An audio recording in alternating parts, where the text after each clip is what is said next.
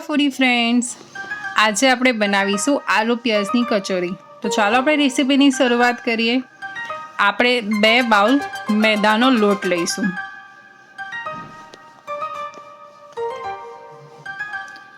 તેમાં આપણે સ્વાદ પ્રમાણે મીઠું એડ કરશું.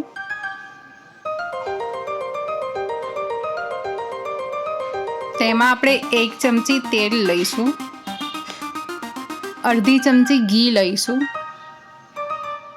અને તેને સરસ મિક્સ કરીશું.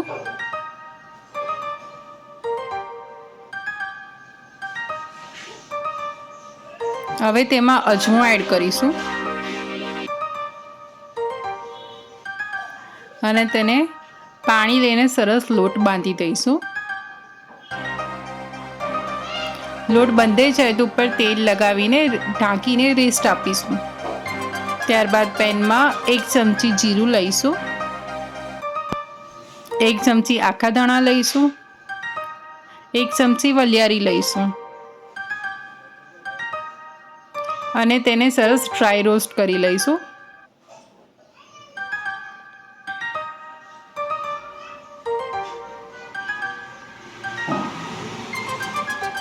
અરોમા આવે ત્યાં સુધી આપણે ડ્રાય રોસ્ટ કરીશું અને ઠંડા થાય ત્યારબાદ આપણે એને ગ્રાઇન્ડ કરી લઈશું.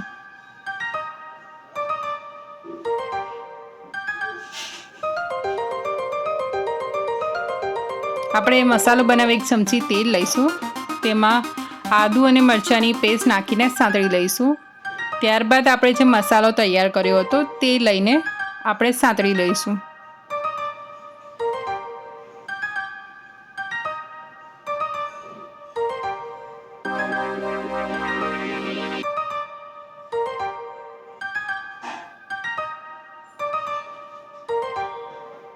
એમાં આપણે રફલી ચોપ ડુંગળી નાખીશું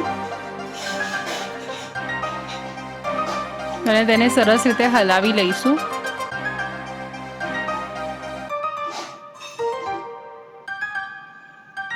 તેમાં થોડી હિંગ નાખીશું,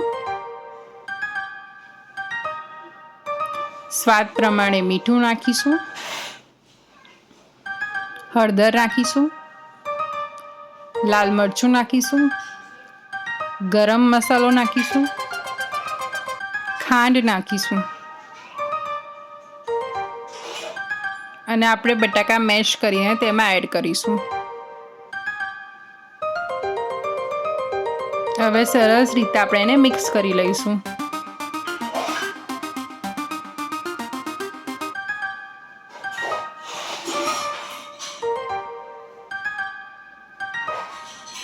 હવે આપણે રેસ્ટ કરેલો લોટ તૈયાર થઈ ગયો છે, તો એને સરસ રીતે પહેલાં મિક્સ કરી લઈશું.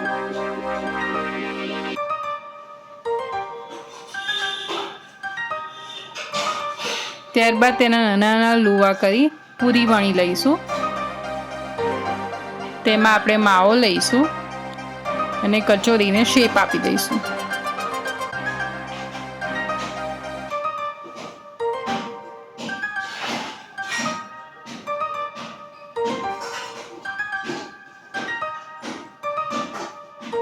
તેને મીડિયમ હોટ ઓઇલ પર ફ્રાય કરી લઈશું.